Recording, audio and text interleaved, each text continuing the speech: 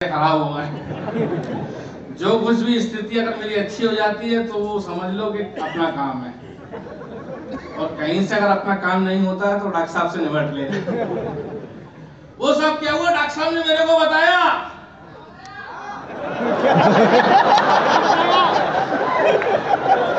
तुम्हारे मियां यहाँ पर भी जेल से कब छूट के। अरे यार, हमने वो काम करने तो कुछ भी ऐसा मत बोलो जो अपना अंदर का आदमी जाग जाए। अगर अपन ने बोल दिया तो पूरा दुबई छेड़ता रहेगा। और डॉक्टर साहब ने बताया ठीक है, ये कविता तेरे बस की बात नहीं है। देखो साहब, इमरान अपना काम करके गए, सारे लोगों ने अपना काम किया, मैं अपना काम कर रहा हूँ। मेरे मुकद्दर का जो कुछ होगा मुझे मिलेगा। मैं ज्यादा गिड़गड़ाऊंगा तो नहीं। वो एक औरत के सब 3 दामाद थे। मुकद्दर का जिसका होता है उसको मिलता है। मेरे मुकद्दर में अगर इज्जत आपकी मोहब्बत होगी तो मुझे मिलेगी, अगर जिल्लत होगी तो वो मिलेगी। इसमें ना आपका कोई दोष ना आप मेरा। वो सब एक औरत के 3 दामाद थे साहब। वो उसके बाद बहुत पैसा था, पूरे घर में हुकूमत उसी की चलती थी। उसने ये जानने की कोशिश की कि मेरा कौन सा दामाद मुझसे सबसे ज्यादा प्यार करता है, जो बुढ़ापे में मेरा ख्याल रखेगा। वो एक दामाद को ले गई साहब दरिया के किनारे, और दरिया के किनारे ले जाने के बाद उसने दरिया में डूबने की कोशिश की, और जैसी पैर फिसलने का नाटक किया और दरिया में गिरी तो एक दामाद ने तुरंत बचा लिया, बड़े वाले ने। उसके बाद साहब सास ने उसको एक कार दी बड़ी गिफ्ट में। उसके बाद दूसरे वाले को आजमाया, बिल्कुल यही तरीका, और दूसरे वाले ने भी बचा लिया तो उसे गिफ्ट में मोटरसाइकिल मिली। तीसरे वाले को भी आजमाया, उसने बचाया ही नहीं, उसको मर्सिडीज मिली ससुर की तरफ से।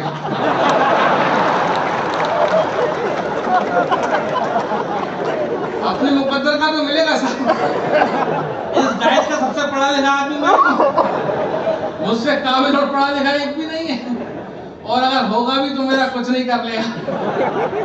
वो सब कौमी एक व्यक्ति के नाम पैगाम पूरी दुनिया में मैं बता रहा हूँ साहब, प्रतीकों के माध्यम से। एक के पास लोटा और एक के लोटे में टोटी। हिंदू और मुसलमान का इससे बढ़िया पोस्टमार्टम में नहीं कर सकते। एक के पास लोटा और एक के लोटे में टोटी। एक खाए पेड़ा, एक खाए बोटी। एक के पास लोटा, एक के लोटे में टोटी। एक खाए पेड़ा, एक खाए बोटी। बोटी वाले के दाढ़ी, पेड़ा वाले के चोटी। बोटी वाले के दाढ़ी, पेड़ा वाले के चोटी। चोटी वाला मोहन, दाढ़ी वाला सलमान। सलमान का अल्लाह, मोहन का भगवान। भगवान की पूजा, अल्लाह की अजान। एक हिंदू एक मुसलमान, हिंदू मुस्लिम सिख ईसाई आपस में सब भाई भाई, गले मिले और खाई मिठाई। खत्म मिठाई, लड़े लड़ाई।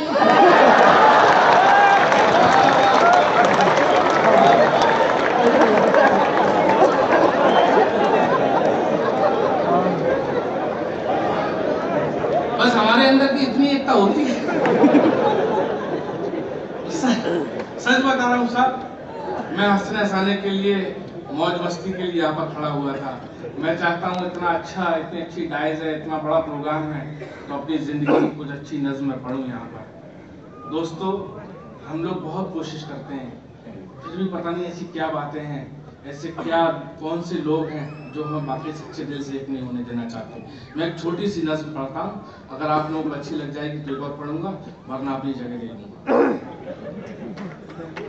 आपने देखा होगा साहब, मैं हिंदुस्तान का वो दृश्य आपके सामने रखता हूँ, वो नज़ारा रखता हूँ जिसमें से मैंने तंज निकाला है।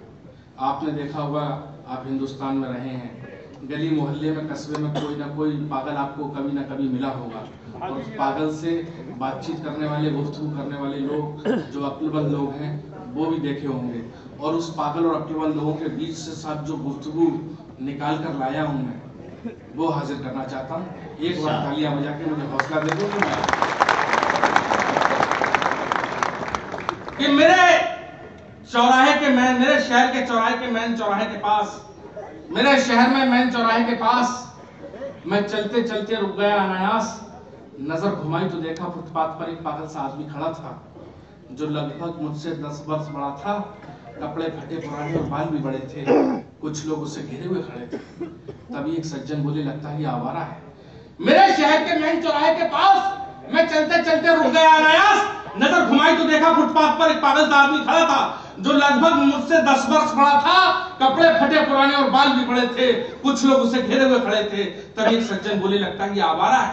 दूसरे बोले, नहीं ये इश्क का मारा है। तीसरे ने झट से बीड़ी जलाई और उस पागल की तरफ बढ़ाई।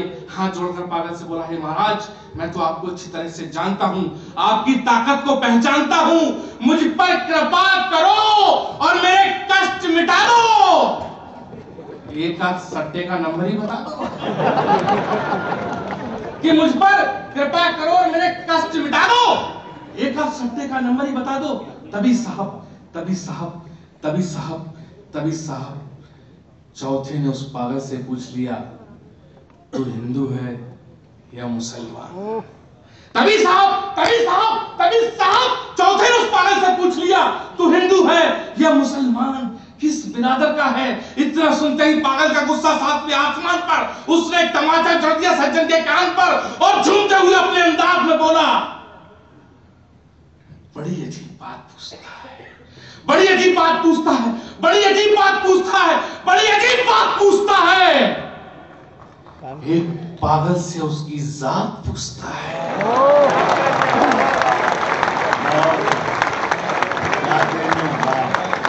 बड़ी अजीब बात पूछता है, बड़ी अजीब बात पूछता है, बड़ी अजीब बात पूछता है। एक पागल से उसकी जात पूछता है, उसका धर्म पूछता है, धर्म का मन पूछता है।